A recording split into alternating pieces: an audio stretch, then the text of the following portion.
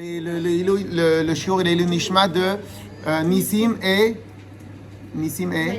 Maya Bakouche. Chazak.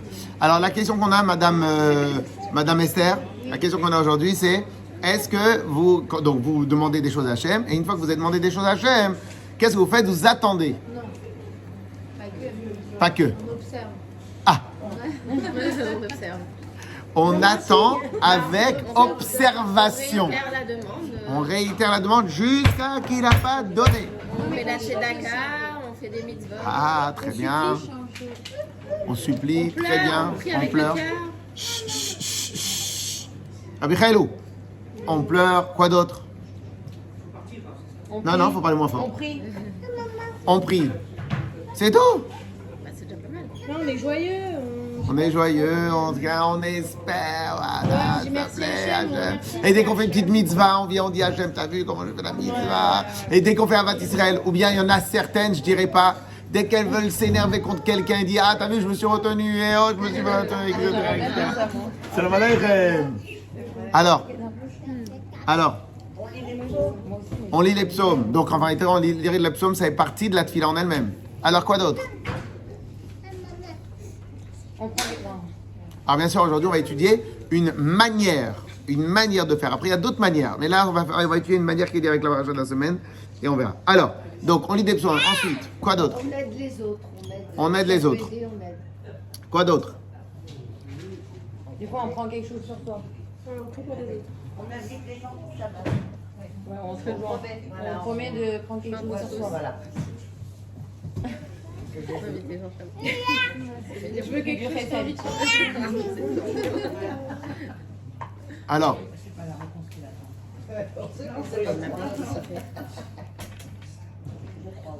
bon. Tout d'abord, dans tout ce que vous avez dit, bien sûr, vous allez me dire, mais non, c'est mal exprimé, etc., etc. Mais dans tout ce que vous avez dit, il y a un grand big problème. C'est que vous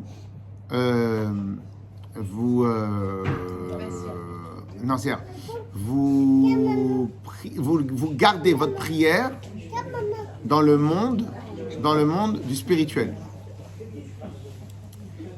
Nous avons une règle qui a une grande différence entre la Torah, pas qu'il y a une différence. La Torah, elle, même pas le but, je pourrais dire, tout le etzem, toute l'essence même de la Torah. Si vous regardez bien, l'essence même de la Torah, toute l'essence de la Torah, c'est quoi? C'est l'entremêlage, je ne sais pas si on dit comme ça, l'entremêlage, entremêlé, entremêlement. Bon, de toute façon, là, quoi qu'il arrive, j'ai raison parce que j'ai dit les trois options. Alors, donc, l'entremêlement du matériel et du spirituel dans le matériel dans le spirituel et spirituel dans le matériel. Quoi qu'il arrive. Si vous regardez bien, vous faites le Shabbat, le jour le plus saint de la semaine, tfila le matin, on mange après. Le soir, tfila, on mange. On a terminé de manger, on retourne en mincha. Mincha, soudash lichit, etc. Sukkot, la même. Toutes les fêtes, la même. Les tfilines, c'est des... Rabbi Shlomo, Rabbi Chelou. Donc, la même chose pour les tfilines, pour les tzitzit. Avat Israël. Est-ce que Avat Israël, ça veut dire, je lui fais juste un sourire, maintenant il a besoin de manger? Non, Avat Israël, c'est faire un sourire et lui donner une pièce à manger. Et lui donner une pièce. Donc, quoi qu'il arrive, il y a un problème de base dans tout ce que vous dites. Dans toutes les réponses que vous avez données. Vous avez uniquement parlé de la partie spirituelle.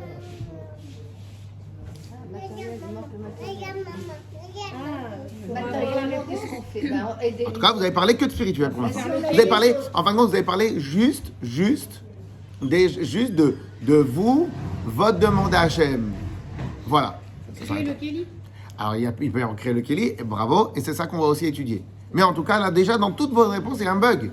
Dans toutes vos réponses, vous avez mis comme paramètre uniquement moi à Hachem. Fini. Après, vas-y, débrouille-toi.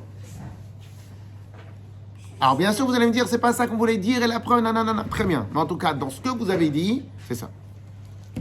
Si vous aviez bac philo, vous auriez eu 0. Les autres aussi, c'est du matériel quand même. Hein? Quand on aide les autres, c'est du matériel. Si on donne. Ah, très bien. Alors sur ça vient la question qu'on va poser à la Miss ici. Qu'est-ce que ça veut dire créer un Keli?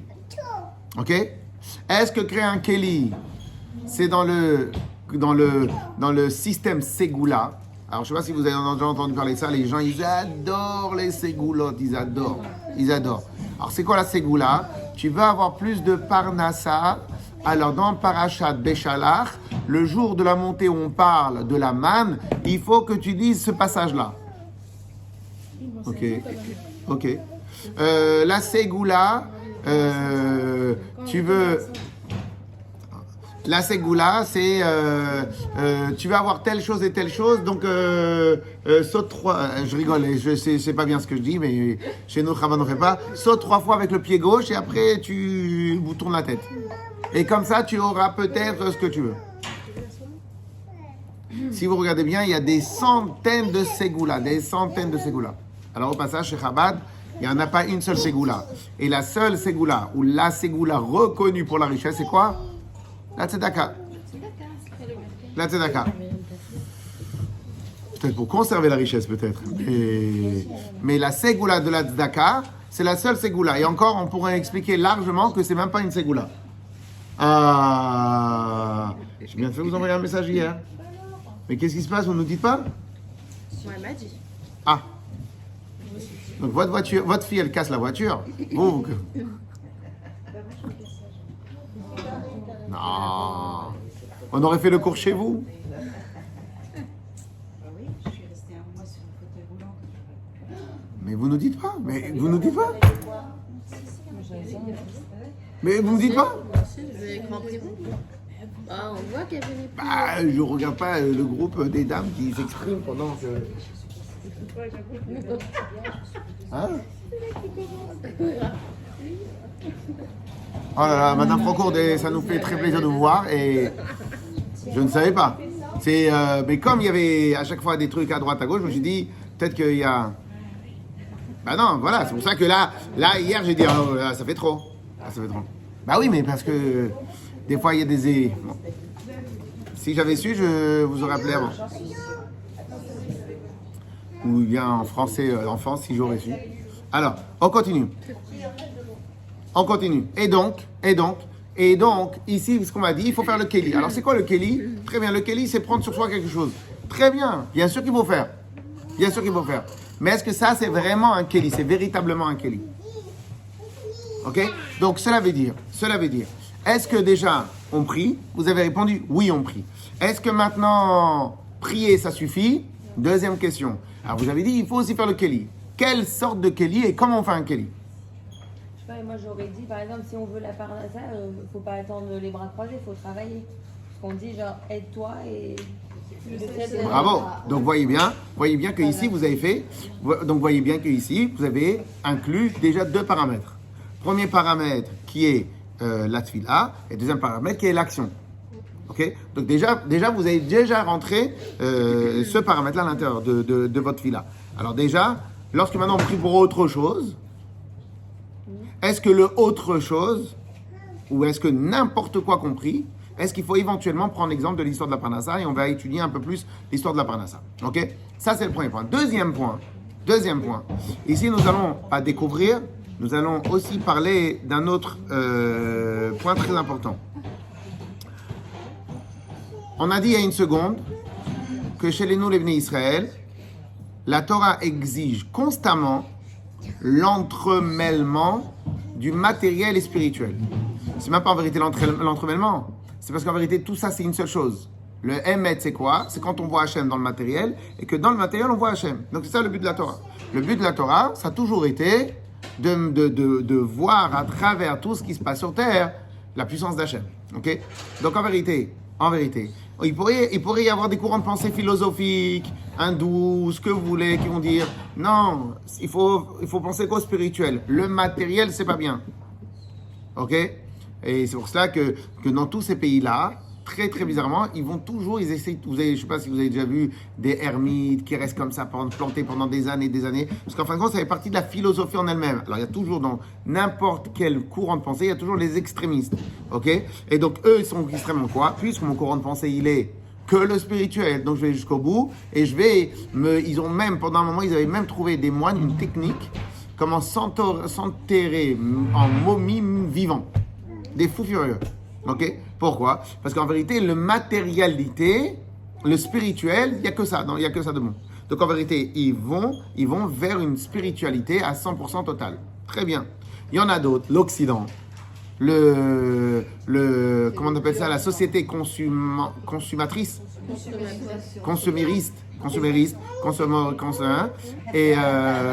Et qu'est-ce qui se passe? Eux, c'est tout le contraire. C'est que matériel. De consommation, société consommation. Que matériel. Et qu'est-ce qui se passe?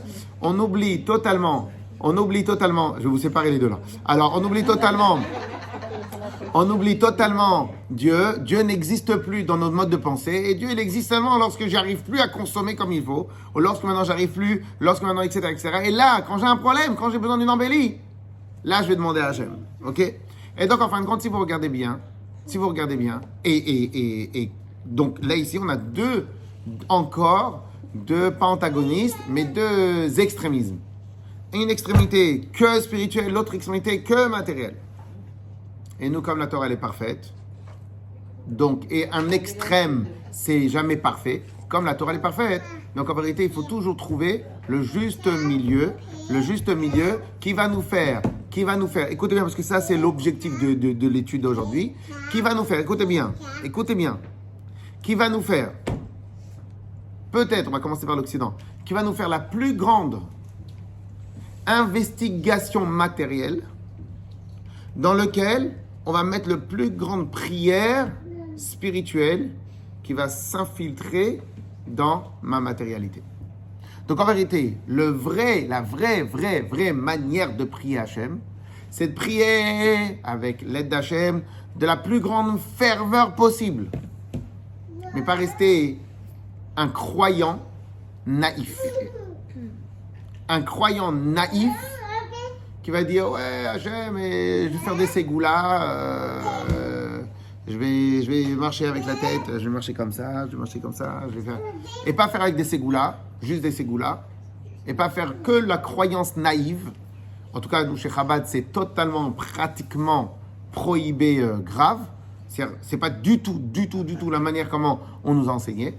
Et donc, en vérité, pas une croyance naïve, une prière naïve. Et la prière, elle doit être naïve, mais pas que. La prière, elle doit être naïve, elle doit être comme un enfant, elle doit être comme une prière, comme un enfant qui parle à son père avec le plus grand cœur, la plus grande chaleur, comme un bébé. Très bien, tu as terminé ce passage-là, où tu te comportes comme un bébé.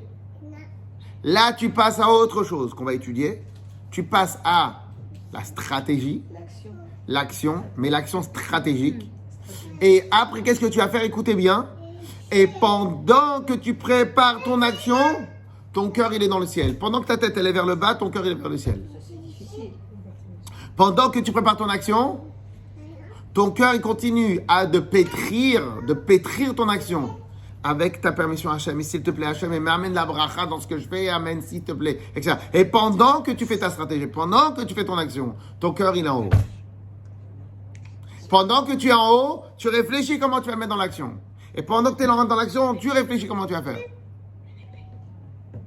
Dans un instant, je vais vous montrer tout de suite. On va l'étudier dans la paracha et on va voir tout de suite. On va étudier dans la paracha, on va voir tout de suite. Et donc, en fin de compte, qu'est-ce qui se passe? Et ça, on peut dire que ça devient, avec l'aide d'Hachem, bien évidemment, que ça devient le mode de prière et d'action de prière du Ham Israël.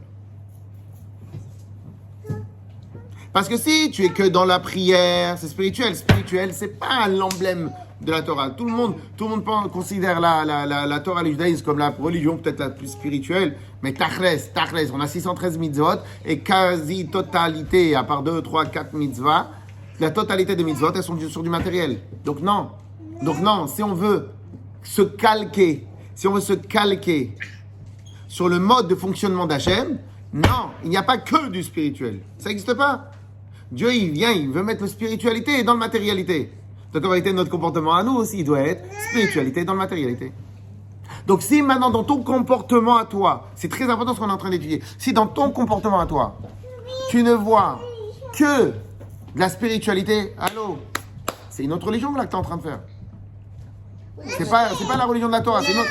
Le matériel, ça s'allie un peu. Pardon, je termine ce petit point, après je vais faire. Donc, si maintenant dans ton mode de pensée, dans ton mode de fonctionnement, on entend que des incantations, que des ségoulas, que des ah, s'il te plaît, Hachem, et je vais me réconcilier avec ma copine que je n'ai pas parlé pendant 10 ans, juste comme ça, s'il te plaît, je peux avoir les billets pour le concert d'Abraham Fried et tout. Ok? Tu nages dans le bonheur, tu nages en plein océan, on comprend rien ce que tu dis, Hachem il comprend rien, c'est la mitzvah que tu veux, c'est le concert que tu veux, on sait rien, on sait plus rien, on comprend plus rien. Ok?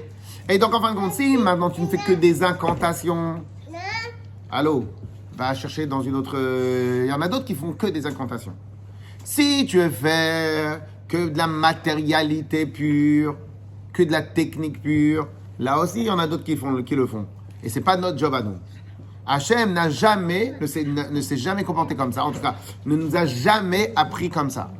Ce que Hachem nous a appris, c'est toujours le matériel, le spirituel dans le matériel, et le matériel qui amène le spirituel, et le spirituel qui amène le matériel qui amène le spirituel. Ou bien comme le langage du rabbi dans le Hayom Yom, mais ça mérite un cours à part entière. Et le langage du rabbi dans le Hayom Yom, c'est quoi? C'est que Hachem donne du matériel au Bnei Israël pour qu'il le transforme en spirituel. Ensuite, les Bnei Israël prennent le spirituel et le transforment en matériel. Ok? Donc ça, c'est un autre chiour. On verra ça, comment ça marche sur la vie de tous les jours. Mais en tout cas, la matérialité pure, il est évident que ça, c'est Esav, que ça, c'est l'Occident, c'est pas du tout notre truc. La spiritualité que pure, que la spiritualité, c'est pas non plus notre truc. C'est pas non plus notre truc. Après, on va devenir des croyants naïfs et voire idiots. Non, c'est pas ça notre truc. Notre truc, Hachem, il veut pas d'enfants qui sont croyants naïfs et à la limite de l'idiotie. Non. Trouver le bon dosage, quoi. Bravo. Alors, c'est quoi le bon dosage? Le bon dosage, il commence... Alors, pour avoir le juste milieu, il faut toujours avoir des extrêmes. Donc, les deux extrêmes nous amènent le juste milieu. Donc, c'est quoi les deux extrêmes? Spiritualité, croyance en Dieu, avec le cœur qui bat la chamade pour Hachem et qui est vraiment à 100%. Ensuite, en même temps, je réfléchis à la stratégie, comment m'en sortir de mes propres moyens. Ensuite, dans ma stratégie, comment m'en sortir de mes propres moyens. En même temps, je prie Hachem, s'il te plaît Hachem, amène la bracha dans ce que je vais faire. Qu'est-ce que j'ai fait ici? On va voir tout de suite que c'est dans la paracha de la semaine. Et je vous laisse dans une seconde parler, vous pouvez. Et donc, qu'est-ce qu'on voit ici? Ici, on voit qu'il y a un mélange, comment on dit quand on mélange l'eau et l'huile et d'autres... Homogène? Fusion? Non, oui, mais alors on peut dire symbiose, mais quand ils font les mayonnaises, ils doivent battre très très fort, on doit battre. Émulsion. Et donc l'émulsion entre le spirituel et le matériel, l'huile et les autres aliments ne peuvent pas se mélanger, tellement je bats et je le mets ensemble, qu'à la fin les deux, ils sont ensemble. Pas mal, émulsion. Yes ou pas? Et ça, et si on veut prendre aussi l'émulsion, alors peut-être, si je ne me trompe pas, mais c'est à travers ou de la chaleur, je ne sais pas si c'est vraiment de la chaleur, mais c'est battre, ce que vous faites quand vous faites une mayonnaise, vous battez, jusqu'à qu'à la fin, en fin de compte, contre son gré, l'huile qui ne peut pas s'infiltrer à l'intérieur d'autres aliments, en tout cas d'autres liquides, à la fin, elle est obligée de s'infiltrer. Et à la fin, l'huile se mêle dans l'autre liquide se mêle dans l'huile, et à la fin, ça fait quelque chose qui est à part entière. Ok? Donc en fin de compte, ça serait une sorte de travail continu. Hein? En fait, ce que vous dites, ça me fait penser à ce qu'on dit à la fin des temps. On dit qu'à la fin des temps, la présence de Dieu sera tellement visible que le matériel, on ne le verra plus. Exactement. En fin de compte, tout est lié. Ce que vous êtes en train de nous dire, c'est un précurseur. 100%. C'est ça toute la chassidut. C'est ça tout le chidou de la chassidut. Comment on fait ça? Voilà. Alors c'est ça toute la chassidut. On y arrive. On y arrive. Détendez-vous. De donner sa bracha sur une autre version. Ah ouais, c'est En ça. fait, et pas le contraire. Elle peut demander à Dieu de faire ça. C'est ça que fait. A priori. Qui viennent généralement. Je vais demander. Même le baume du tigre. Clair ou pas le principe? On est clair le principe? Alors on va regarder ce principe-là. À travers la paracha de la semaine. Ok? Et vous allez voir que Yaakov. Alors je vous donne tout de suite l'idée. Et l'idée, c'est de travailler sa stratégie. Je vous l'ai dit comme ça rapidement, mais je le redis et on va retravailler. C'est travailler sa stratégie. Au passage, Madame Luna, vous voulez dire tout à l'heure quelque chose et je vous ai coupé. Oui, parce que non, je disais qu'à un moment, on a toujours l'impression, quand on mélange le matériel et le spirituel, que le matériel salit un peu le spirituel. Enfin, le rend moins noble, on va dire, entre guillemets. 100%. Mais quand est-ce qu'il le salit? C'est lorsque le matériel devient essentiel. Ah oui, voilà. Et comme, je ne sais pas si on a fait ce shiur-là, mais on en avait parlé rapidement de ce point-là il y a quelques temps. Mais quand le matériel devient un moyen, il n'a plus la capacité de salir. Le matériel a la capacité de salir lorsque le matériel devient un objectif et un but en soi. Dès qu'il devient un moyen. Et là, justement, on est en train de dire que le matériel est un moyen de faire descendre la bracha d'Hachem. Ok? Donc en fin de compte, et si Dieu, j'espère avoir les bons mots pour faire un autre Bezrat Hashem, une autre occasion, prouver comment en vérité. Mademoiselle? Hey, Raya?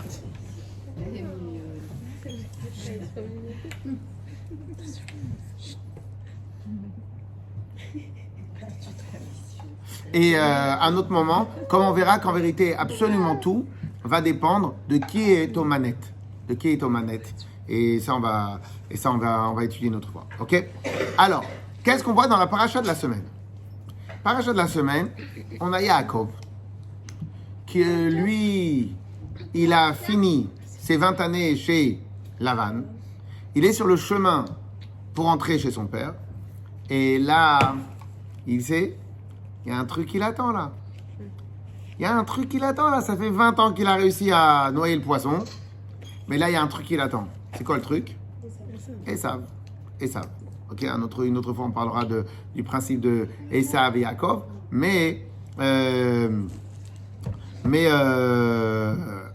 Et donc, il y a Esav. Et ce Esav, lui, il veut quoi? Esav ne peut pas. C'est-à-dire, Esav n'arrive pas à respirer quand il sait que Yaakov, il respire. C'est pour ça que de Esav descend Amalek. Et Amalek, de tout temps, a eu un problème avec l'existence même du Ham Israël. Donc en vérité, Esav, il ne peut pas supporter savoir que le Ham Israël existe. Alors si en plus il sait que le Ham Israël il existe de manière tranquille et vite, paisiblement, ça le rend malade.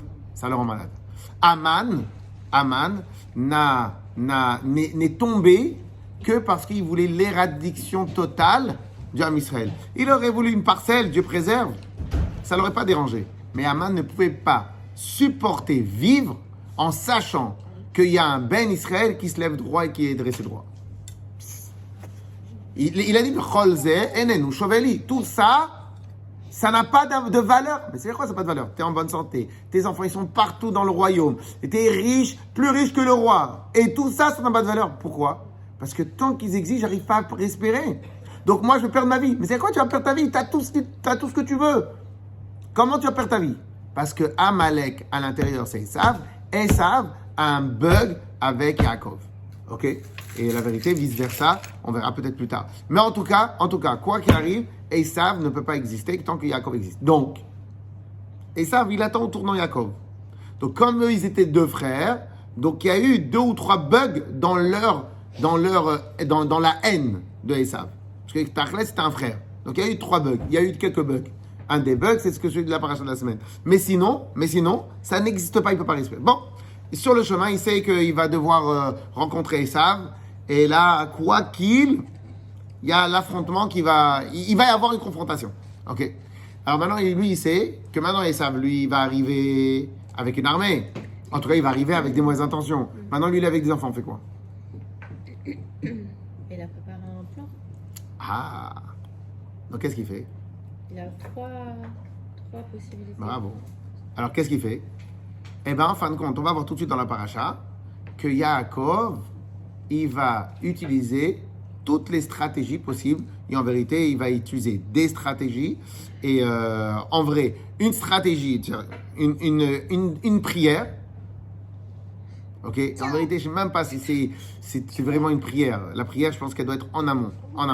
Mais donc, il va utiliser prière. Ensuite, une première stratégie et une deuxième stratégie. Ok. En tout cas, pas vraiment. La paracha ne nous parle pas de la stratégie, elle nous parle des options. Et chaque option, elle est obligée d'être liée avec une stratégie. Ok. Parce qu'en vérité, une stratégie, c'est une fois que j'ai choisi l'option. Si maintenant je veux faire la guerre contre lui, donc je vais choisir la stratégie pour faire la guerre. Ok. Donc là, on va nous parler essentiellement des options qu'il a choisies. Et dans les options, comment il s'est organisé. Et donc, en fin de compte, on voit bien que Yaakov, à aucun moment, il n'a utilisé qu'une seule option. Il avait devant lui 3 options. Une très matérielle, une de la guerre et une autre technique qui marche très souvent. Ok? Alors, je ne sais pas si on voulait qu'on fasse dans les mots 5 minutes. Et après, on va expliquer tout. Ok? Donc, Yaakov.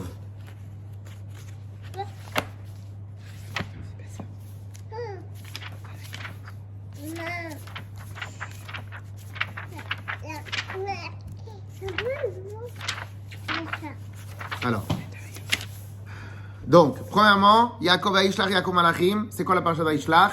Yaakov, il a envoyé des anges pour voir, il s'en est quoi avec Esav. Donc déjà ici, vous voyez quoi? Déjà, il envoie des espions. Alors on peut appeler ça des anges, des messagers, etc. Mais déjà pour tâter le terrain. Ok? Il ne fait pas juste une prière. Donc déjà, avant de faire la prière, d'abord il analyse la situation. C'est pas du spirituel, c'est du matériel. Oui ou non? Donc déjà, analyse. La plupart du temps, quand on demande des choses, on n'a même pas eu le temps d'analyser la situation. Est-ce que vraiment je mérite? Est-ce que vraiment il faut que j'ai? Il faut que j'ai pas? Qu'est-ce qui se passe? Qu'est-ce qui se passe pas? Est-ce que j'ai besoin? J'ai pas besoin? Alors pourquoi l'analyse est très importante? Parce que si tu n'as pas vraiment d'analyse, tu ne peux pas mettre de force dans ta prière. Pourquoi? Imagine maintenant que tu demandes à Hachem quelque chose qu'en vérité, même toi, au fond de toi, tu considères superflu. Même ta prière, elle va pas être. Non, même ta prière, elle va pas être puissante, parce que même toi, tu n'es même pas persuadé qu'il te la faut. Alors j'avais raison, que vous avez ri. On observe, on prie, on observe. Non, oui, mais vous avez dit d'abord on prie, après on observe. C'est-à-dire d'abord vous priez, après vous observez si maintenant je suis en train de la voir, s'il y a des signes. C'est ça que vous voulez dire d'abord. Vous dites d'abord. Voilà, voilà. Alors, et bien sûr, quand vous avez dit observer, c'est être à l'écoute. Mais là, vous avez dit être à l'écoute après qu'on a fait la prière. Bien sûr qu'il faut être à l'écoute, il faut regarder les signes, il faut s'adapter, bien évidemment. Mais en vérité, qu'est-ce qu'il a fait Yaakov? D'abord, il a fait l'analyse du terrain. D'abord, je regarde. Si maintenant, il y a un danger, il n'y a pas de danger, qu'est-ce qui se passe, etc. J'envoie des messagers. Dans ces messagers-là, je vérifie qu'est-ce qui se passe. Les messagers reviennent. Eh bien là, tu as un vrai problème. Ve'arba me'ot ish imo. Il a amené 400 soldats. Ok? C'est énorme. C'est énorme quand tu sais qu'en face, tu n'as que des enfants. Ok? Énorme. Donc c'est une petite armée. 400 soldats, c'est une armée. Toutes les petites milices qu'il y a eu dans le Moyen-Âge, 400, ils n'étaient même pas 400, ils étaient des fois 50, déjà ils faisaient des ravages. Vous arrivez 50 soldats dans un village, ils font déjà des ravages. Puisque les villageois, ils n'ont pas l'habitude de prendre les armes. Donc en vérité, ils ont peur tout de suite. Vous les encerclez, donc 400, c'est énorme. Ok? Donc quand il arrive avec 400, là, Yaakov, il comprend quoi? Il comprend qu'il n'y a plus de blague possible. Donc sa prière, elle est puissante ou elle n'est pas puissante? Sa prière, elle est convaincue ou il n'est pas convaincu dans sa prière? Et là, il est obligé d'être convaincu. Pourquoi il est obligé? Parce que là, tout de suite, je suis en réel danger pour moi et mes enfants. Si par contre il n'avait pas eu l'information, il aurait fait quoi? Il aurait fait une petite prière dans la mida, il aurait dit s'il te plaît, fais en sorte que ça ne vive pas. C'est-à-dire que déjà tu pries, écoutez bien, tu pries sur quelque chose qui n'est même pas d'actualité. Comment tu peux demander à Hachem, s'il te plaît, fais en sorte que les Esav ne soient pas trop énervés, alors qu'officiellement, Esav il est très énervé. Alors qu'il est déjà en chemin. Ah, tu peux demander. Mais à ce moment-là, ta demande, elle n'est pas juste comme ça. Ta demande, elle te prend toute la tuila. Elle te prend toute la tête. Elle te prend tout ton esprit. Parce que le danger, il prend tout ton esprit. Ok? Donc déjà, on peut déjà faire le préalable, la préface. C'est quoi déjà la préface? Ben déjà, tu dois voir. Alors, on va mettre observer après et observer avant. Tu dois déjà analyser la situation. La situation. Qu'est-ce que tu demandes? Qu'est-ce que tu veux? Est-ce que tu le veux vraiment? Tu le veux pas vraiment? Est-ce que c'est vraiment ça ton but? C'est pas vraiment ça ton but? Et regardez bien. Très souvent, nos prières, elles ont à peine de la puissance. Pourquoi elles ont à peine de la puissance? Parce que nous-mêmes, on n'est même pas persuadés qu'on a besoin de ce qu'on veut, ce qu'on demande. Non? Qu'est-ce que vous en dites? Oui ou non? Des fois, on demande, mais tu veux que tes enfants ils soient des tzadikim. Ouais, mais même le mot tzadik, tu n'y crois pas. Quand je te dis, viens, on les amène à l'yeshiva, tu dis, ah non, il faut qu'ils fassent des études. Donc arrête de demander qu'ils soient des tzadikim. Parce que même toi, tu veux même pas qu'ils soient des tzadikim. Tu veux qu'ils soient des tzadikim, et des tzadikim bien sympathiques, beaux gosses, bien coiffés, bien in, avec des beaux manteaux et beaux gosses. Ok, donc tu veux des tzadikim, beaux gosses. Ok, on soit précis. Parce que j'ai pas un filtre dans le téléphone pour empêcher les sons. Yes? Oui ou non? Donc tu veux, et comme les gens ils disent, ils prient pour être riches, mais de travailler aussi de 9h à midi, de midi à 14h j'ai la pause, de 14h à 16h, 16h30, etc. Et tu pries pour être riche. Très bien. Mais en fin de compte, tu pries pour gagner le loto, quoi. Alors, prie pour gagner le loto. Donc en fin de compte, des fois, on demande des choses, mais on ne sait même pas ce qu'on demande, on ne sait même pas si on le veut vraiment, ou tout simplement c'est un souhait. Ça ne me dérange pas, parce que c'est bien de prier tout le temps, c'est très bien. Mais aussi, te pose pas la question si maintenant ta prière, elle est écoutée ou pas. Je me suis dit, mais qu'est-ce que tu veux exactement? Alors ce qui est marrant des fois, c'est quand les gens ils savent pas ce qu'ils veulent, ils prient, et la prière d'après ils se contredisent, ils demandent autre chose, après il fait... Vas-y, s'il te plaît, vas-y. Une fois que tu es décidé, tu m'appelles. Ok? Donc, qu'est-ce qu'il a fait Yaakov? D'abord, Vaishlach Yaakov Malachim el Esav, Achiv, Artsa Sededom, Vaisam Otam Lemor, Kot Omru Ladoni l'Esav, et comme ça veut dire, comme Avdecha Yaakov im Lavan Garti Vacharadata, il est chaud, Vachamot Sam Eved, Shefra Veshlach Alagil Ladoni, Lim Sochem Neinecha. Viens, je vais t'envoyer quelques présents. Pour te dire que voilà, moi j'ai rien contre toi, toutes les brachot que j'ai reçues elles n'ont pas marché, etc. Tu vas un peu l'embrouiller, tu vas un peu lui dire, voilà, tu vas tâter le terrain, quoi. Ok? Vayashuvu Malachim el Yaakov, les morts, Bano Lecha el Esav, Vegam Olach el Kratecha. On est allé le voir, et là, il est en train de venir à ta rencontre, Verba Meot Ish Imo. Et 400 personnes avec lui. 400 personnes avec lui. Ok? Ah, qu'est-ce qui s'est passé? Là, Vaïra Yaakov. Là, il a commencé à prendre au sérieux l'histoire. Là, Vaïra Yaakov. Yaakov, il a eu peur. Il n'y a pas marqué Yaakov, il a eu peur avant. Parce qu'avant, il n'avait pas la situation. Donc, comme il ne connaissait pas la situation, comme il n'a pas analysé le terrain, il n'a pas analysé la situation, il ne sait pas exactement ce qui est en train de se passer. Donc, comment tu veux que Bechlal, il ait une sensation? Il n'a pas de sensation, puisqu'en fin de compte, il ne sait pas. Il n'y a pas les drones américains qui sont venus et qui ont vérifié si le terrain est comment, à droite, à gauche, etc., etc. Donc en vérité, tu ne connais pas la situation, comme tu ne connais pas la situation. Donc en fin de compte, tu n'as aucune sensation. Vayera Yaakov Meod. Là, il a eu très peur. Pourquoi il a eu très peur? Pourquoi? Et il a eu beaucoup de souffrance. Rachid nous dit, pourquoi est-ce qu'il s'est dit que dans une confrontation comme ça, quoi qu'il arrive, il est obligé d'avoir un gagnant et un perdant, puisque l'autre, il est aussi faux que lui, c'est son frère jumeau. Donc, ou bien c'est moi Dieu préserve qui le, ou bien c'est moi qui le tue, ou bien c'est lui qui nous tue. Donc quoi qu'il arrive, c'est une situation pénible. Dans tous les cas, si moi je dois tuer mon frère, et si lui, quoi qu'il arrive, il gagne. Donc quoi qu'il arrive, la situation est très grave. Mais tout ça commence après la connaissance de la situation. Yes? Est-ce que quand vous priez, vous commencez par cette première étape?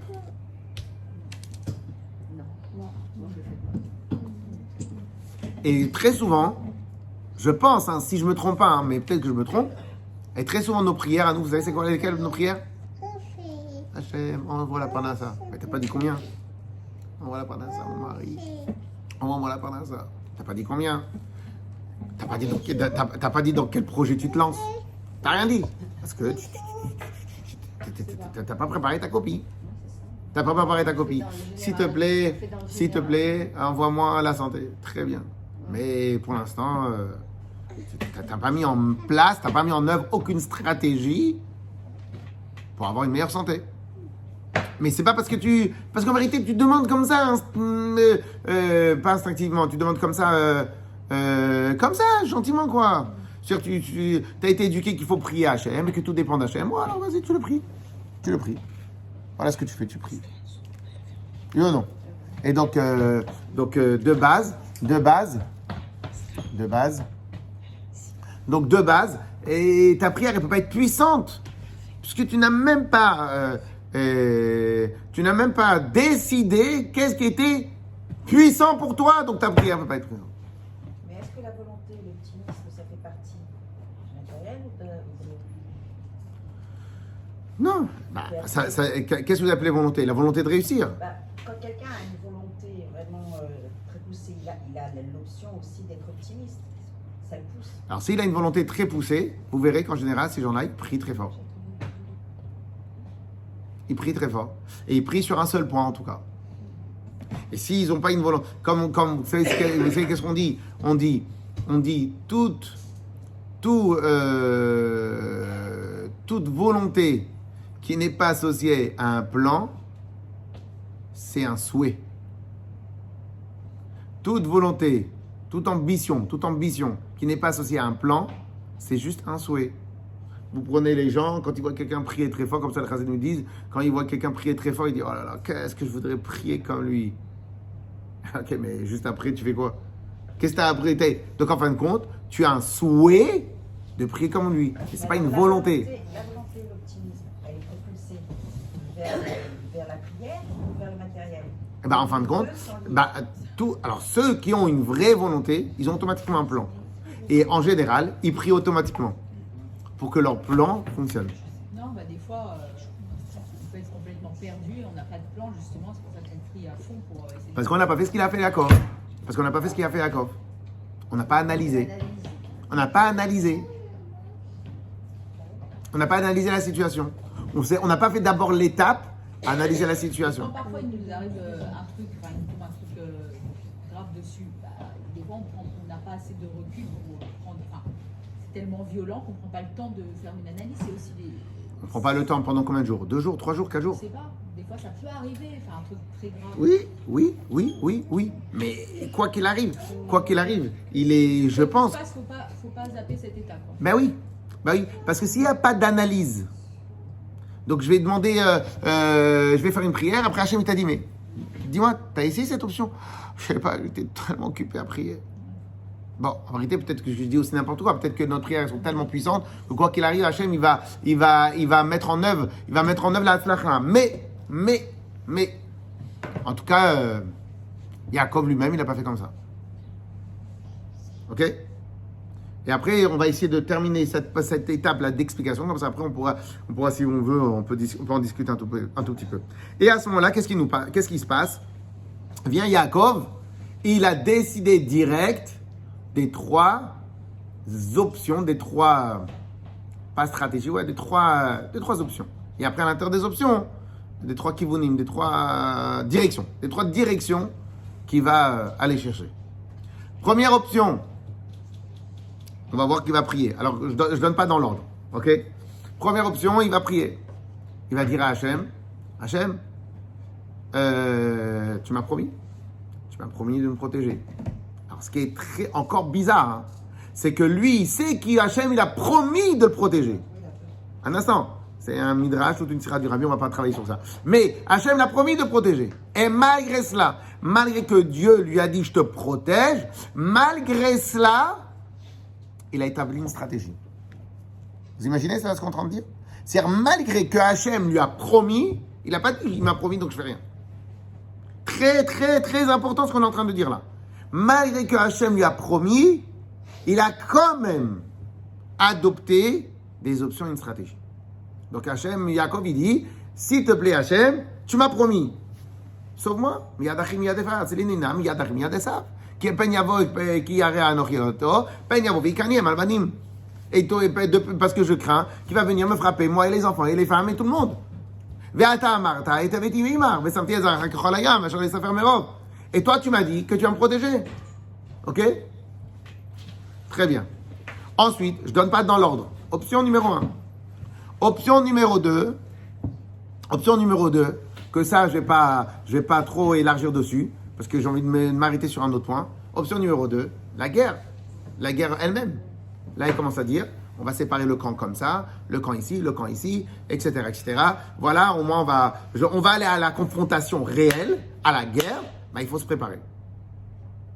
Donc, deuxième option, on s'arrive jusqu'à la confrontation réelle.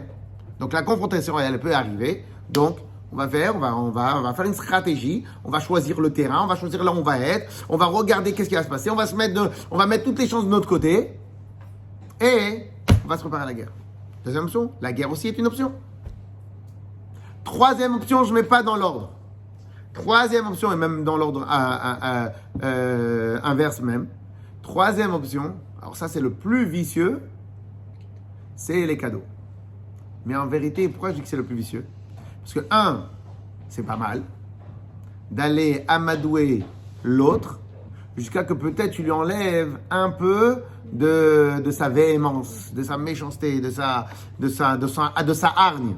C'est vicieux, ça. Hein? Oui, bien sûr. Mais encore mieux que cela. Bien sûr. Parce qu'en vérité, l'objectif, c'est pas la guerre. L'objectif, c'est de gagner. Donc, si tu veux gagner sans faire de guerre, tu as tout gagné. Donc, en vérité, la guerre, il n'y a que les idiots qui considèrent la guerre comme un objectif. La guerre n'est pas un objectif, c'est une étape pour gagner autre chose. Et donc, les stratégies de guerre, on retrouvera une autre fois.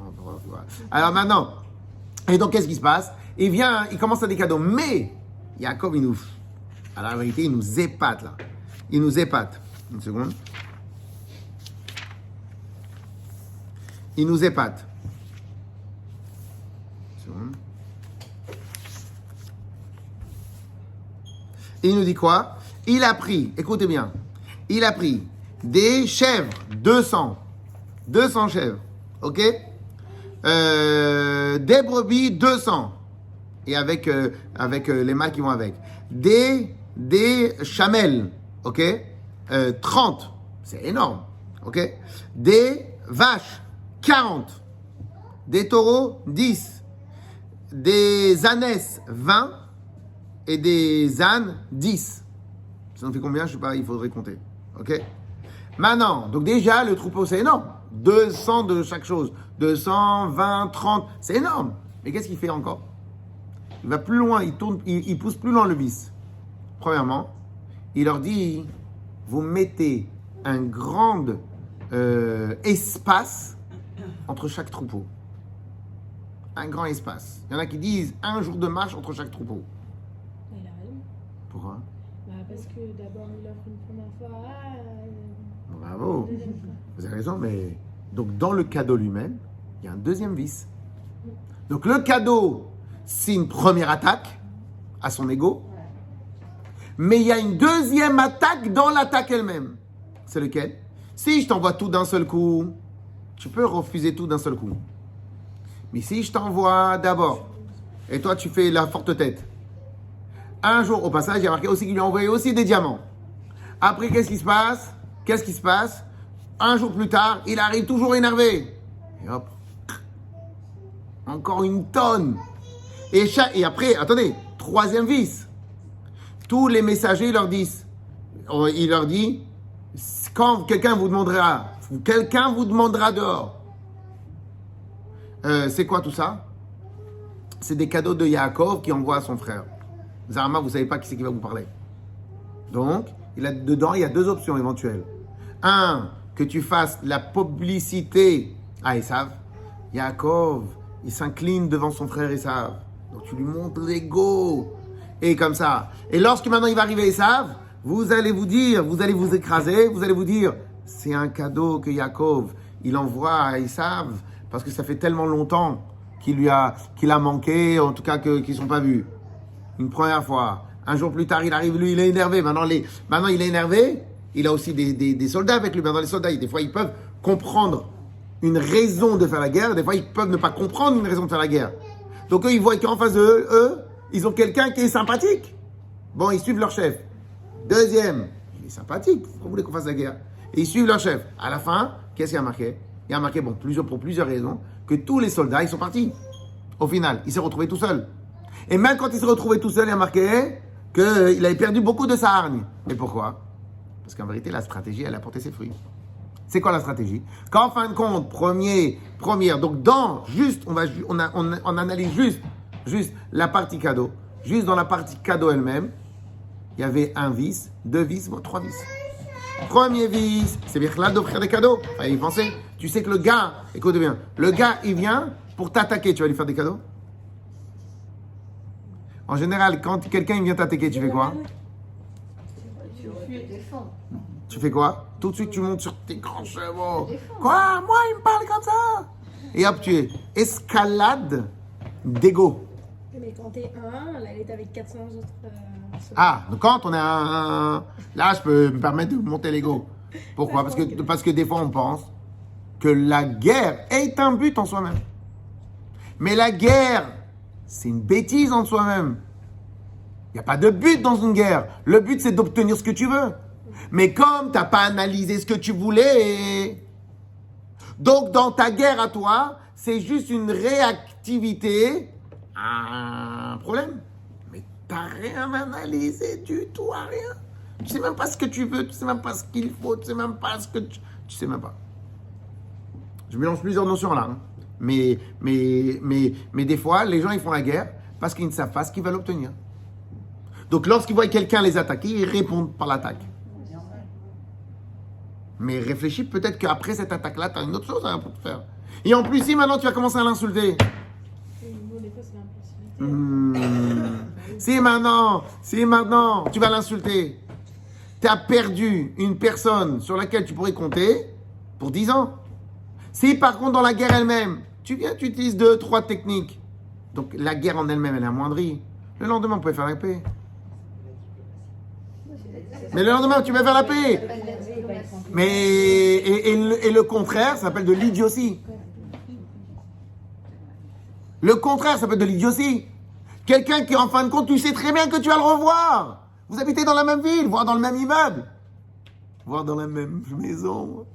Ah, voire dans la même maison. Qu'est-ce que tu vas te prendre la tête à te battre et pendant une semaine, on se parle pas. Mais c'est quoi le truc? Mais il est dur à gérer ce petit Après, tu peux ne pas être rancunier et tu t'énerves. Hein. Ça fait du bien, ce petit moment de la chasse. On kiffe. Et lui, chacun il a une poêle, chacun a un truc, l'autre il... C'est quoi tes armes? Oui ou non? Donc, qu'est-ce qui se passe? Pourquoi? Parce que même toi, tu sais même pas ce que tu attends de ta vie, peut-être. Comme tu sais pas ce que tu attends. Donc, l'autre, il vient pour t'attaquer. Toi, tu réponds frontalement. Et on avait déjà fait le chiour. Que l'art de la guerre des femmes, c'est tout sauf le frontal. Le frontal, c'est à la base l'art de la guerre des hommes.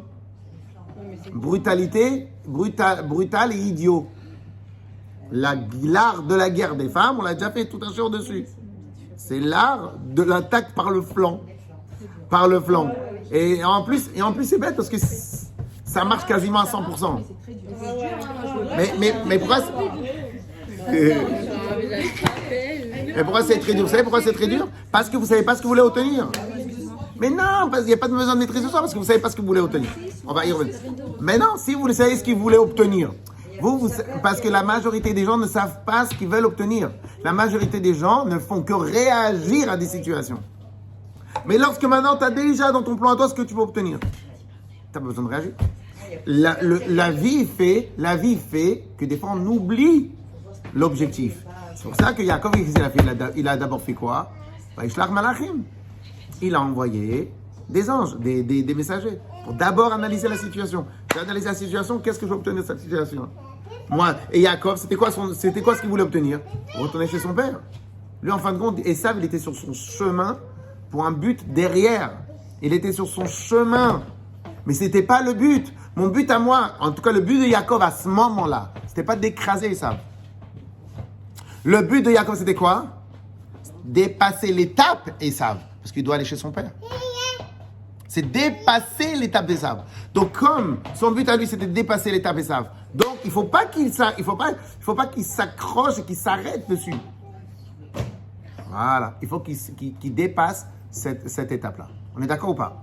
Alors, on termine avec l'histoire des Dorot, des cadeaux. Et donc, il lui envoie un cadeau. Donc, déjà, ça, c'est une attaque. Une attaque par le flanc, mais ça s'appelle une attaque. Dans l'attaque elle-même, elle est subtile, l'attaque. Pourquoi elle est subtile? Parce que, premièrement, je lui donne une tonne. Tu ne peux pas ne pas être sensible à une tonne de cadeaux. Deuxièmement, je fais en sorte de remplir son ego à un max. Comment? Je fais en sorte que les troupeaux ne soient pas rassemblés. Soit dans le long. C'est pas maintenant je mets les 200 brebis en même temps. Qu'est-ce que je fais? Je mets 2-3 brebis, derrière 3 brebis, derrière 3 brebis, derrière 3 brebis. Donc en fin de compte, le troupeau il fait combien? Il fait 200 mètres. Donc lui, il vient comme ça, il n'arrive même pas à compter tout de suite. Et à la fin, il dit, ça s'arrête quand? Vous êtes sur mon chemin. Mais pourquoi vous faites là? On est venu pour donner un cadeau à Esav. Non, je ne veux pas de ce cadeau. Mais les gars derrière, les soldats, ils veulent avoir le cadeau. Ok? Donc quoi qu'il arrive, tu as amadoué une personne. Ok? Tu repasses, tu continues, tu as la arme, tu continues. Et hop, tu te retrouves.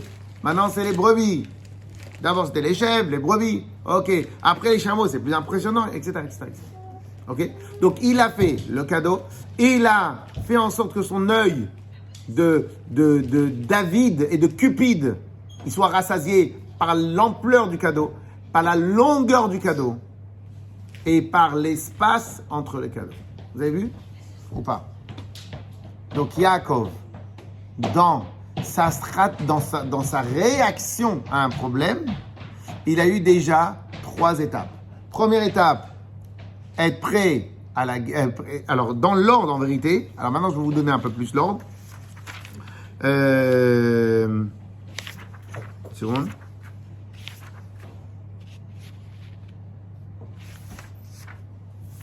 Non, ici, il ne donne pas l'ordre officiel. Il donne pas l'ordre, en tout cas. Donc, dans l'ordre officiel, c'est quoi? Il a commencé par la tfila. Non, il a commencé par se préparer à la guerre. Alors, mais peut-être parce que c'est l'ordre le plus chronologique, mais ce n'est pas l'ordre par importance. En tout cas, ici, dans l'ordre, il nous dit, il a commencé par la guerre.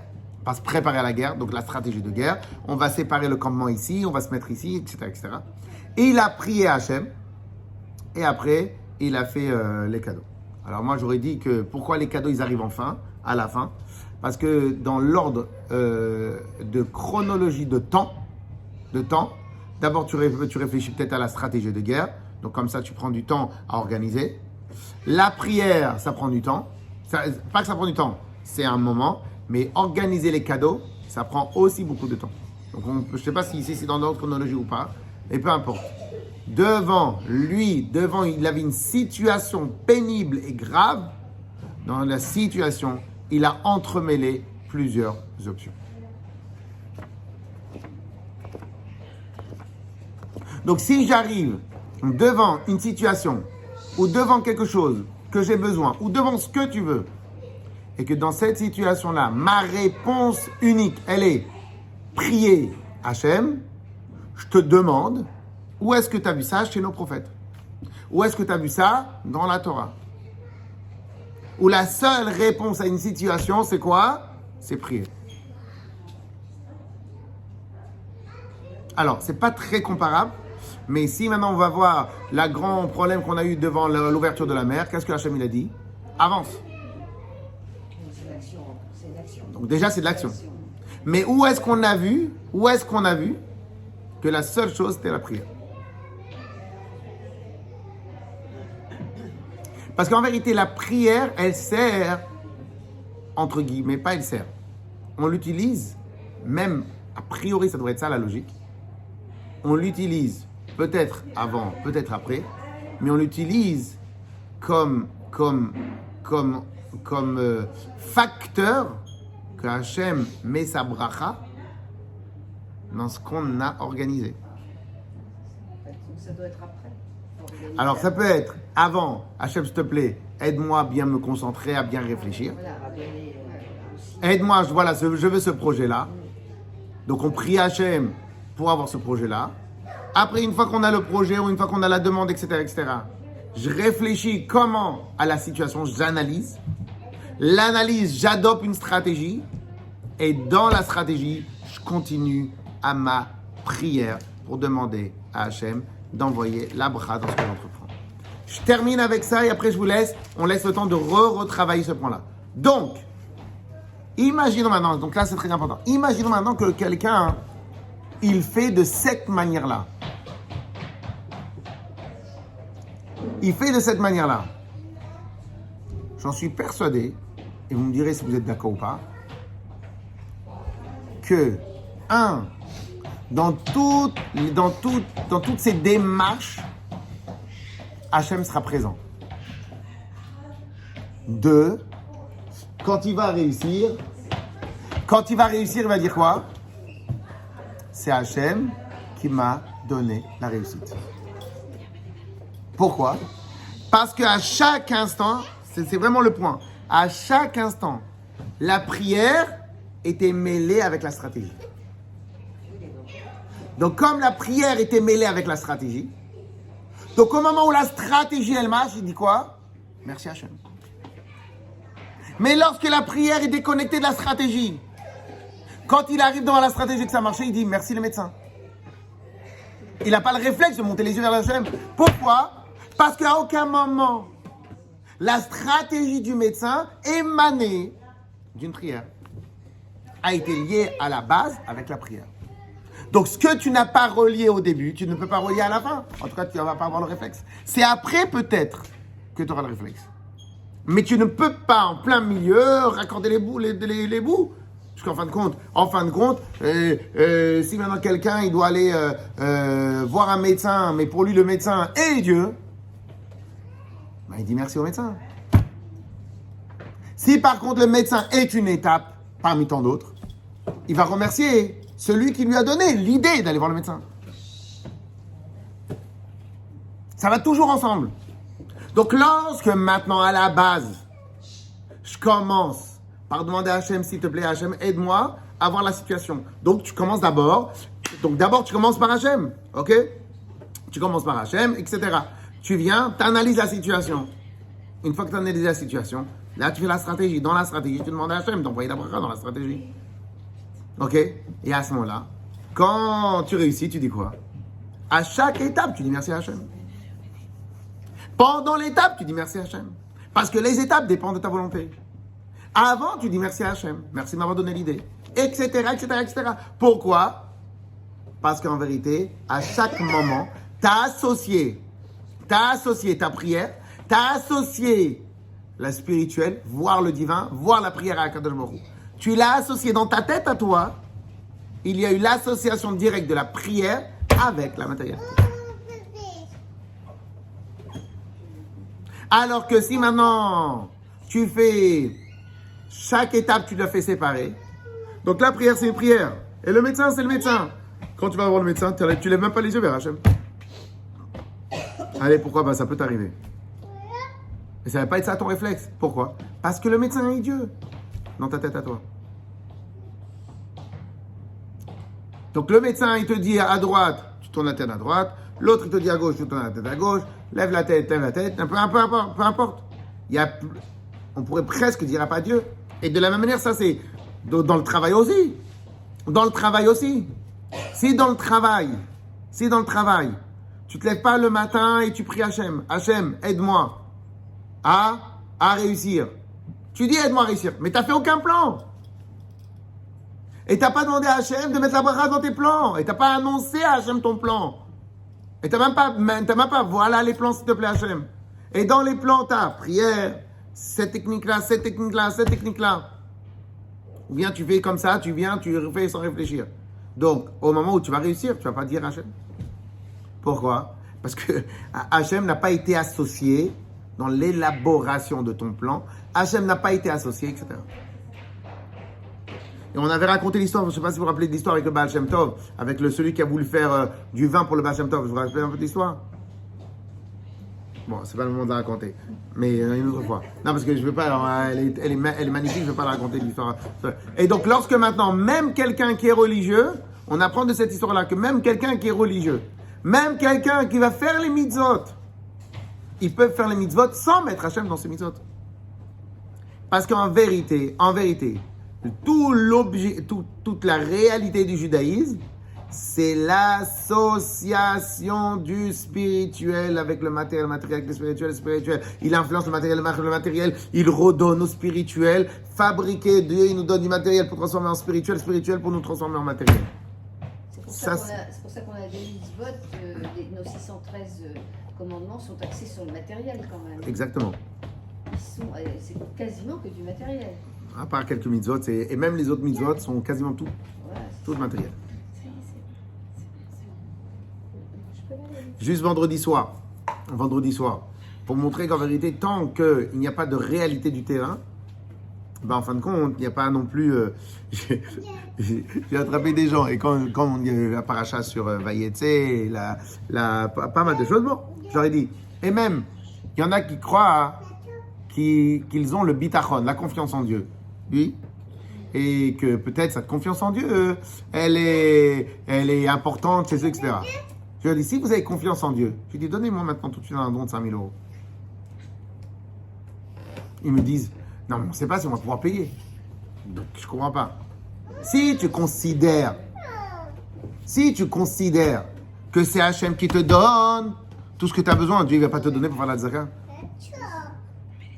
Et là, oui, mais peut-être on n'a pas les moyens. Mais c'est-à-dire quoi les moyens? Les moyens, si tu considères que les moyens dépendent d'Hachem. Donc automatiquement, tu vas avoir de quoi faire. Ah, alors pourquoi ils ont dit non? Parce que la Emouna, elle reste dans le niveau du spirituel et elle est déconnectée de leur vie matérielle. Et c'est exactement le contraire qu'on est censé avoir. Ce que nous, on doit avoir, autant que je vais être intelligent dans ma vie matérielle, autant que je veux que mon esprit, que l'esprit d'Hachem, en tout cas que l'attachement avec Hachem, la spiritualité, s'infiltre dans ma vie. Mais si maintenant tu n'as pas fait comme Yaakov, si tu ne mets pas à chaque fois plusieurs options, et dans ces options-là, tu demandes à Hachem, s'il te plaît, Hachem, voilà, je vais faire ce que j'ai à faire, s'il te plaît, toi sauve-moi. Moi, je fais les options, mais toi, tu vas me sauver. Donc, en fin de compte, Hachem, il est déconnecté. Il est déconnecté de ta réalité du terrain.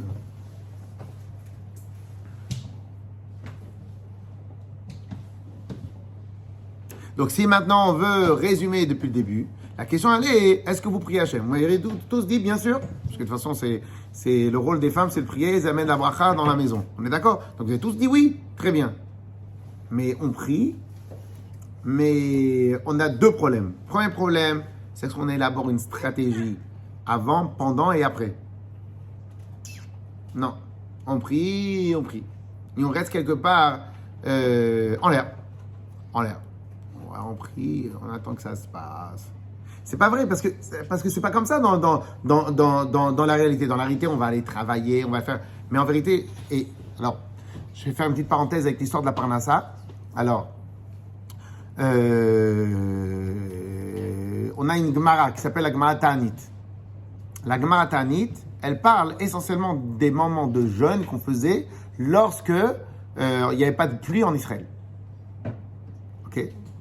Alors maintenant, ce qui est extrêmement intéressant et ce qui est vraiment souligné dans cette Gemara-là, c'est que la pluie, donc la Parnassa, est le levier qu'Hachem utilise pour faire tchouva aux gens. C'est marrant? la parnassa est le levier qu'Hachem utilise pour faire pour faire la tchouva aux gens. Ça veut dire quoi? En fin de compte, les gens, ils pensent tellement à leur parnassa que dès que tu leur fais une petite farce, je vais faire vérifier mes mezuzot, je vais faire un truc, je vais faire mes tefilines, je vais prier mieux, je vais faire c'est peut-être parce que la dernière fois, j'ai pas fait mes tefilines quand il fallait, etc. Ok? Pourquoi? Parce qu'en fin de compte, ça occupe la quasi-totalité de nos pensées. Ok? Mais en fin de compte, quel est le message aussi qu'Hachem va envoyer? Il va envoyer. C'est tout ce que tu manges, c'est grâce à moi. Donc n'oublie pas. Ok? Donc si maintenant je veux éviter ce genre de problème-là, il faut que dans tout ce que je mange, soit exprimé que ça provient d'Hachem. Gratitude et que ça provient aussi d'Hachem. Si dans tout ce que je mange, tout ce que je fais, c'est exprimé, là, Hachem, il n'a pas besoin de me mettre de frein. Pourquoi? De toute façon, c'est à toi. Tout ce que tu veux, c'est à toi. C'est toi qui me l'as donné, c'est toi que je te remercie, c'est à toi que je le dois, et point à la ligne. Et je le dis clairement. Mais si en amont, tu n'as jamais associé les deux, ben, en fin de compte, tu ne vas pas avoir ce réflexe. Et ces personnes-là, comment je leur dis? Alors, faire un don de 5 000 euros. À dire, mais je ne sais pas si je pourrais les payer. Donc, qu'est-ce qu'ils ont fait? Ils ont dissocié la bracha d'Hachem à leur parnassa. C'est deux choses différentes. Ma parnassa, c'est ma parnassa. Et si je peux, je donne un don. Mais tu t'imagines ce que tu es en train de dire? Ma parnassa, c'est ma parnassa. Et si j'ai les moyens, je donne un don. Alors qu'en vérité, c'est exactement le contraire. C'est exactement le contraire. C'est Hachem qui t'a donné cet argent-là. C'est Hachem qui t'a donné cette parnassa-là. Et c'est à toi de faire ce que Hachem veut. Donc si Hachem t'a envoyé l'occasion de faire un don, peu importe, parce que là je vais chauffer, en plus avec des gros dons, mais peu importe, ça dépend aussi des gens. Donc lorsque maintenant, si maintenant tu considères ça, tu dis ben ok, alors vas-y, fais, vas-y, ok, vas-y, je te fais le don, il n'y a pas de problème. Et comment tu vas payer? C'est Hachem qui doit recourir. Et si en vérité tu es un peu plus intelligent que ça, tu as même essayé de développer des nouveaux canaux de parnassa pour pouvoir payer tes dons. Et si tu fais ça, il se passe quoi? Parce que lorsque les gens ils vont te demander waouh, comment tu as fait pour payer? Ben rien, j'ai envoyé les chèques, j'ai demandé à Hachem, aide-moi, voilà, il faut que je trouve des nouveaux projets pour pouvoir faire ça. Et donc, qu'est-ce qui se passe? À l'intérieur de ta parnassa, il y a la bracha. Et à l'intérieur de ta bracha, il y a la stratégie. Et écoutez bien, tu as complètement associé les deux choses totalement.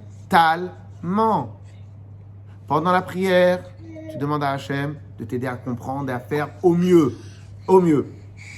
Et après, tu mets en œuvre les choses. Et comme tu as déjà envoyé tes chèques, tu dis Hachem, s'il te plaît, faut que ça marche. Et lorsque ça marche, tu dis merci à Hachem que tu as fait que ça marche. Mais c'est pas vrai, c'est parce que tu as été intelligent.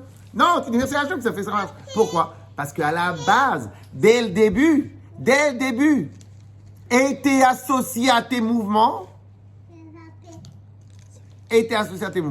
La demande à Hachem. Ok? On reprend le premier point. D'abord, Yaakov, il a envoyé les malachim. Les malachim, les messagers, les espions, pour avoir une analyse de la situation. Ok? Et de la même manière, ici aussi. Si maintenant, alors, pour l'instant, c'est à pied levé que je dis ça. Mais peut-être que quelqu'un qui va gagner un salaire normal, on va dire, ne peut pas faire un don de 10 000 euros peut-être. Donc lorsque tu envoies les chèques, tu es en train de faire quoi? Tu envoies peut-être un message clair dans ta tête à toi. C'est quoi? Oulolo, Hachem, aide-moi là. Là, je suis mal. Donc comme tu as envoyé un message clair, donc ta prière, elle est plus puissante. Et automatiquement, le matin, tu te lèves un peu plus tôt. Et ta tefila, elle est différente. Parce qu'en vérité, dans ta tefila à toi, tu dois chercher deux choses. Un, la bracha dans ce que je fais déjà. Mais pour l'instant, ce que je fais ne me permet pas. S'il te plaît, Hachem, aide-moi à rencontrer de nouvelles personnes. Lorsque maintenant tu vas rencontrer les nouvelles personnes, tu vas dire quoi? Waouh, Hachem, t'es trop fort. Mais pourquoi tu as eu le réflexe de dire Hachem, t'es trop fort? Parce qu'à la base, c'est toi qui as demandé à Hachem. Vous avez vu? Comment en vérité, comment tu pries? Mais tu pries pas d'une manière uniquement spirituelle, mais tu pries d'une manière à ce que la prière, elle soit associée avec une stratégie. Donc, tu mets Hachem dans ta stratégie. Quand tu vas réaliser la stratégie, tu vas aussi dire merci à Hachem. Pourquoi? Parce que c'est Hachem qui t'a, aidé à avoir la stratégie, parce que tu as prié. Au moment où tu pries, tu dis sauve-moi, mais en même temps tu penses à la stratégie. Donc en vérité, ton sauve-moi, il n'est pas qu'un sauve-moi spirituel, c'est un sauve-moi spirituel associé à du matériel. Donc en vérité, tu pries à Hachem de t'aider. En même temps, tu fais la stratégie. Dans la stratégie, tu demandes à Hachem de refaire réussir la stratégie. Et une fois que tu as réussi la stratégie, tu dis merci à Hachem. Pourquoi? Parce qu'à aucun moment, c'était dissocié. C'était dissocié. Bien évidemment, encore une fois, au préalable, faut l'observation d'après pour les signaux, mais l'observation d'avant. Pourquoi? Pour que même toi, quand ta prière soit une vraie prière, où tu dis à Hachem, voilà, j'ai besoin de ça, Hachem. Et sans toi, je ne peux pas l'avoir. Ok? Très bien, mais alors tu fais quoi alors? Tu fais quoi pour l'avoir? Alors, et donc, là tu dis Hachem. Hachem va te dire, ok, toi tu fais quoi pour l'avoir? Moi, tu me demandes à moi ce que je dois faire. Mais toi, tu fais quoi pour l'avoir? Eh bien voilà. C'est très important. Excusez-moi parce que tout est important. Hein, ce que je vous dis, c'est important. Mais donc toi, il va te demander à Hachem. Et toi, tu fais quoi pour l'avoir? Alors à ce moment-là, tu vas lui dire, je vais faire ça. Voilà comme option. Je vais me mettre à fond sur cette option-là et je vais la faire de manière intelligente. Cette option-là, je me mets dessus, je vais la faire de manière intelligente. S'il te plaît, sauve-moi toi. Parce que comprenez qu'il y a un bug dans cette phrase-là. Atzilenina miyadachim yadesav. Sauve-moi de mon frère. Il y a un bug dans cette phrase-là. Pourquoi? Je vais dire crûment. Yaakov, il ment. Pourquoi il ment? Parce qu'il dit sauve-moi. Alors si tu dis Hachem, sauve-moi, pourquoi tu t'aides? Donc en fin de compte, Yaakov, il ment dans sa demande. Il demande à Hachem, sauve-moi, mais en même temps, il s'organise pour se sauver soi-même. Oui ou non? Donc en fin de compte, parce qu'en vérité, c'est pas ça le pshat. Le pshat, c'est celui qu'on a dit depuis le début. Au moment où tu demandes à Hachem, sauve-moi, en même temps, tu élabores la stratégie, en même temps, tu demandes à Hachem de t'envoyer la bracha dans ta stratégie, et en même temps, tu demandes à Hachem, tu annonces à Hachem, voilà ce que tu es en train de faire, et au final, écoutez bien, au final, alors ça, c'est l'apothéose. Hachem n'a choisi dans le sauvetage aucune des options de Yaakov. Parce qu'en fin de compte, il n'a pas fait la guerre. Et en fin de compte, tous les soldats, ils sont partis. Bon, peut-être les cadeaux, il les a perdus, il les a quand même donnés. Mais tout le reste, tout ce que Yaakov, il avait prévu, rien ne s'est passé comme il avait prévu. Il n'a pas eu besoin de faire la guerre. Esav, pendant un court instant, il a embrassé son frère, il a enlacé son frère comme un frère. Il est reparti totalement apaisé. Et Amalek, son petit-fils à Esav, il va reprendre le flambeau de la haine. Mais concrètement, donc en vérité, oui, concrètement, Atzilenina.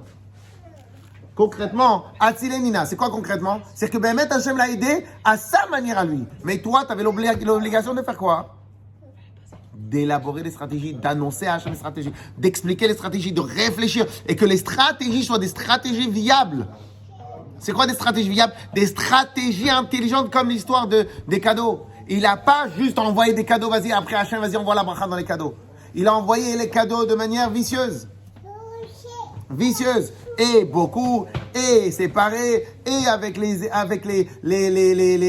annonceurs, les serviteurs qui vont expliquer de cette manière-là, etc. Et il a fait d'une manière vicieuse. De la même manière, la stratégie de guerre, il l'a fait aussi de manière vicieuse. Et en même temps, il dit quoi? Hachem, sauve-moi. Ok? Et là, qu'est-ce qu'on a gagné avec Yaakov? On a gagné l'entremêlement total entre la demande à Hachem et la stratégie militaire matérielle. Ce qui nous fait que dans la stratégie militaire matérielle, on va retrouver Hachem. Et dans Hachem, on va le retrouver. Donc ce qui est mêlé à la base, ne peut pas se séparer. Au passage, parce que ça me revient à l'esprit, Dieu préserve, il peut exister la notion, pas chez nous les Bnei Israël, la notion du divorce. Ok? Ça peut exister. Mais un enfant, il ne peut jamais divorcer de ses parents. Pourquoi? Parce que l'existence lui-même de l'enfant, il est entremêlé. Ce qui était séparé un jour peut être séparé un deuxième jour, Dieu préserve. Mais ce qui n'a jamais existé séparé, il ne peut pas être séparé. Donc si dans tes prières, si dans ta manière de vivre à toi, ce que tu fais de base est entremêlé, spirituel, matériel, spirituel, matériel, spirituel, matériel, spirituel, matériel. Donc à aucun moment ça se sépare. Donc lorsque maintenant tu vas avoir du matériel, tu vas remercier Hachem et tu vas être gratifié. Non, tu vas gratifier, mais tu vas être reconnaissant. Donc, tu vas être reconnaissant totalement de tout ce qu'Hachem t'a donné. Lorsque maintenant tu vas avoir besoin de quelque chose, tu vas dire merci Hachem. Lorsque maintenant tu me pries Hachem, tu vas lui dire de quelle manière tu vas t'y mettre. Quand tu vas t'y mettre dans ta stratégie, automatiquement tu vas dire Hachem, s'il te plaît, fais-moi réussir cette stratégie-là que je t'ai fait et que je t'ai annoncé. Et au moment où tu vas la réussir, tu vas dire merci Hachem, c'est toi qui m'as fait réussir. Atzilenina, c'est toi qui m'as sauvé. Mais c'est pas toi qui m'as sauvé, c'est moi qui ai fait la stratégie. Et tout est mélangé totalement. Et l'autre, et des fois quand vous rencontrez des gens qui parlent comme ça, vous les prenez pour des fous. Et presque des illuminés. Pourquoi des illuminés? Mais arrête ton mytho, arrête de dire c'est Hachem, c'est toi. Et l'autre, il te dit comme ça, il te regarde dans les yeux, il te dit mais non, mais tu vois pas que c'est Hachem qui a fait. Comment tu réussis ça? Et l'autre, je comprends pas ce qu'il fait. Il rigole pas. Makara. Si maintenant il a bien fait son job et il a prié à chaque étape, il a demandé, il a fait la stratégie, il a annoncé la stratégie à Hachem. Et quand il fait à chaque fois une nouvelle stratégie, demande à Hachem, s'il te plaît, je me suis engagé pour toi, etc., etc., etc. En tout cas, j'ai besoin de faire vivre mes enfants. Fais-moi la bracha dans tout ce que je vais faire. Et alors, il annonce aussi la stratégie à Hachem. Donc, le spirituel, il l'a envoyé, il l'a infiltré dans le matériel. Quand il voit du matériel, il voit le spirituel. Quand il demande au spirituel, il voit le matériel. En fait, c'est un partenaire. Ouais, mais à 100%. Quoi. Ah oui, On fait Oui. la bracha à deux, quoi, en fait, avec Hachem. On fait le Mais pour travail à cela, pas comme vous avez fait au début. Au début, donc quand vous avez prié, que vous avez dit, bien sûr on prie. Vous avez dit on attend. Ouais, C'est quand on attend. C'est j'ai pas mis une stratégie en place et dans laquelle je m'y attelle. Donc vous avez fait la tefila en attendant que ça se fasse. Bien que je pense pas que vous ayez fait que comme ça. Je pense que vous essayez quand même de réaliser certaines choses. Mais là, entre la réalisation et la prière, vous avez déconnecté les deux choses. Vous avez déconnecté les deux choses. Ok? Alors, donc, ce qui vous avez déconnecté les deux choses, ben, en fin de compte, le jour où ça va vous arriver la chose, ben, vous n'allez pas avoir le réflexe de parler d'Hachem. Pourquoi? Parce que vous avez dissocié les deux. Alors, bien sûr, les Bnei Israël, je les connais. Quoi qu'il arrive, ils disent toujours merci Hachem. Quoi qu'il arrive, Baruch Hachem, ils disent. Mais leur Baruch Hachem, il n'est pas dans la réalité du terrain. Comme ces messieurs-là qui étaient Shabbat, et je leur ai dit, donc ta parnassa, elle vient d'Hachem, oui. Donc c'est Hachem qui donne tout, oui. Ça va, 100 000 euros. Ah non, je ne sais pas si je vais avoir les moyens. Mais si tu as dit que ça dépend d'Hachem, Hachem va t'empêcher de donner. Alors pourquoi j'ai parlé de 5 000 euros? Comme les gens, j'adore quand les gens ils disent, ce qu'on veut, nous, c'est la santé. Ceux qui disent la santé, c'est parce qu'ils ont tout le reste. Quelqu'un qui n'a pas de quoi manger à la maison, je vous promets, il dit, donne-moi à manger pour mes enfants, il ne dit pas, donne-moi la santé. Ok? Donc comme aujourd'hui les gens, gagner sa vie, on va dire, c'est un peu facile. Je parle de gagner sa vie, pas être riche. Prendre ça, c'est facile. Ok? Être riche, c'est une autre question. Mais gagner sa vie, il n'y a pas de gens qui meurent de faim en France. Donc en fin de compte, tout d'un coup, ils te disent tout c'est Hachem. Mais arrête, t'es un mytho. Tu dis pas que c'est Hachem. Donc comment tu le testes? Comment tu le testes, ce gars-là, qui t'annonce que c'est Hachem? Comment tu le testes? Quand tu dis, ah c'est Hachem, t'es sûr? Bon, vas-y, fais-moi 10 chèques de 10, de 1000 euros. Fais-moi 10 chèques de 1000 euros. Ah, mais non, mais je sais pas si je vais avoir les moyens. Je comprends pas, tu m'as dit, il y a une seconde, c'est Hachem qui t'envoie tout. Donc Hachem, il va. Et on sait très bien qu'il a marqué que la tzedaka, c'est pas déductible de ta parnassa. Et au contraire, matzoré à tzedakot, matzoré chaud, plus tu donnes la tzedaka, plus tu as. Donc pourquoi maintenant tu t'empêches de faire ça? Parce que tu as dit, tu as la émouna. Mais ta émouna, elle est en haut. Ta émouna, elle n'est pas dans ta vie de tous les jours. Donc, dès lors que je te teste, il n'y a plus personne. Et ça, vous prenez pour la parnassa, vous prenez dans tout, et vous prenez dans tous les domaines. Quelqu'un, une personne qui va prier à Hachem très fort pour réussir l'éducation des enfants. Et en même temps qu'elle prie, voilà les 3 stratégies ou les 4 stratégies que je vais mettre en place à la maison pour les éclater. Ok? Eh bien, lorsque vous allez réussir, vous allez prier Hachem, vous allez remercier Hachem. Et chaque jour, vous allez prier Hachem pour vous faire réussir votre stratégie. Et lorsque votre stratégie, elle va réussir, vous allez remercier Hachem. Et même des fois, lorsque Hachem va vous éclater sans passer par votre stratégie, vous dites, ah vraiment là, Hachem, t'es trop fort. J'ai fait tout ce que j'ai voulu faire, et toi, t'es passé au-dessus direct. Et là, encore plus. Ouais. Pourquoi? Parce que depuis le début, tout était entremêlé. Tout était entremêlé. Yes? Ok? Et encore une fois, pour pouvoir réussir à cela, Yaakov, il a quand même fait aussi un préalable. C'est pas trop arrêté dessus, et c'est hyper important. Raya, c'est Raya, oui. Raya. Bien, Raya, bien. Et d'abord, il y a aussi le Inyan de Faishlar Yaakov Malachim. Allez observer. Et observer. Pourquoi observer? Parce que si tu n'es pas vraiment conscient de ce que tu as besoin, bah automatiquement, tu ne vas pas prier. Si quelqu'un veut plus de parnassa, c'est plus de problèmes. Je veux la parnassa, mais pas les problèmes. Je me dis, vas-y, arrête. Il veut la parnassa, mais il veut quand même dormir ses 18 heures par jour.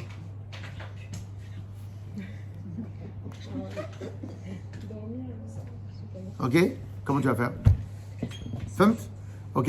Et donc, par conséquent, en tout cas, alors maintenant, pour clôturer vraiment sympathique, et peut-être maintenant, on va encore mieux comprendre pourquoi il y a marqué que Titen Emet le Yaakov. Yaakov, c'est la mida de Emet. Pourquoi la mida de Emet? Parce qu'en vérité, une extrémité, l'extrême ne peut pas être Emet. Parce que bien que être extrémiste, c'est magnifique. Les chassidim de base, ils sont censés être extrémistes. Ok? Fanatiques, extrémistes. On est fanatique dans l'habillement, on est fanatique dans la Torah, on est fanatique dans tout.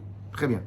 Mais les extrêmes, et dans tous les extrêmes de la vie, un artiste, je vous donne un exemple, les artistes qui réussissent le mieux, c'est les artistes qui sont très puissants dans l'art, mais qui sont à l'écoute du public.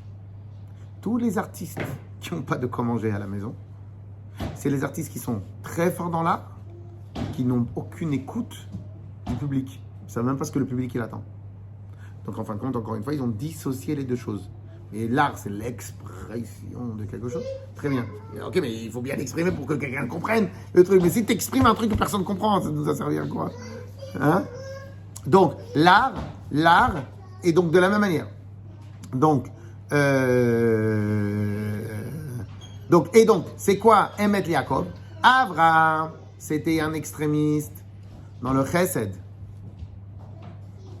Donc ça peut être appelé Emet. Yitzhak, qui était l'extrémiste dans la gvoura, dans la rigueur. Yaakov, lui, il a entremêlé tout. Dans notre cas, nous, c'est quoi il a entremêlé? Il a réussi, malgré, parce qu'en fin de compte, Yaakov, on l'avait déjà dit une fois, on va le dire rapidement, Yaakov, il a eu une vie de père de famille en vérité. Abraham, il a fait des exploits extraordinaires. Yitzhak, il a fait un exploit extraordinaire. Yaakov, en vrai, ses exploits, c'est quoi?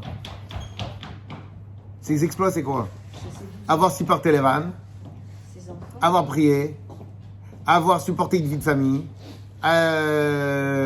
diffuser la vie de tous les jours. Et pourquoi maintenant tu dis le MX, c'est lui? Parce que justement, étant donné lui, il a fait rentrer Hachem dans absolument tout ce qu'il avait. Et c'est pour cela. Alors maintenant, allez, j'exagère comme ça, je fais aussi encore à pied levé. Et maintenant, on peut comprendre. Pourquoi, à la dernière seconde de sa vie, qu'est-ce qu'il a dit Yaakov? Qu'est-ce qu'il a dit, c'est Yaakov? Rappelez-vous dans Parashat Vayechi, je termine sur ça. Dans Parashat Vayechi, il y a marqué que Yaakov, il appelait tous ses enfants pour lui expliquer combien de temps ça va durer la galoute en Égypte et quelle date Dieu il va nous libérer. Il a voulu comme ça annoncer cela. Hachem lui a enlevé son roi HaKodesh pour cet instant-là. Oh, il a eu peur. Et il s'est dit, peut-être que parmi mes enfants, il y a un psoul, il y a quelqu'un qui n'est pas attaché à Hachem. Il a eu peur. tous les enfants, ils ont crié, ils ont dit Shema Israël, Hashem Elokeinu, Hashem Echad. Écoute Israël, nous tous, c'est ça qu'on provient le Shema Israël. Nous tous, Hashem Elokeinu, Hashem Echad. On a un seul Dieu, c'est Hashem, il est un.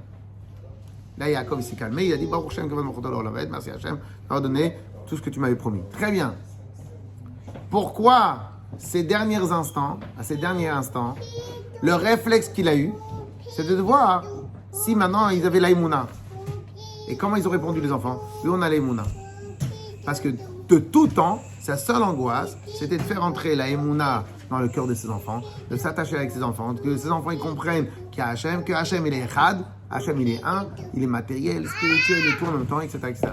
Donc en vérité, ça c'est... Et c'est pour cela qu'on retrouve dans la parashat Vaishlach ce point-là. Qu'est-ce qu'on retrouve? On retrouve un bug, il y a un problème, Yaakov va analyser le problème. En même temps qu'il analyse, il demande à Hachem la bracha. Et dans la bracha qu'il demande à Hachem, il demande la bracha. Il élabore des stratégies d'attaque et frontale et par le flanc. Il adapte des stratégies d'attaque. Et dans les stratégies d'attaque, il dit quoi? Hachem sauve-moi. Yes? Chazak ou Baruch.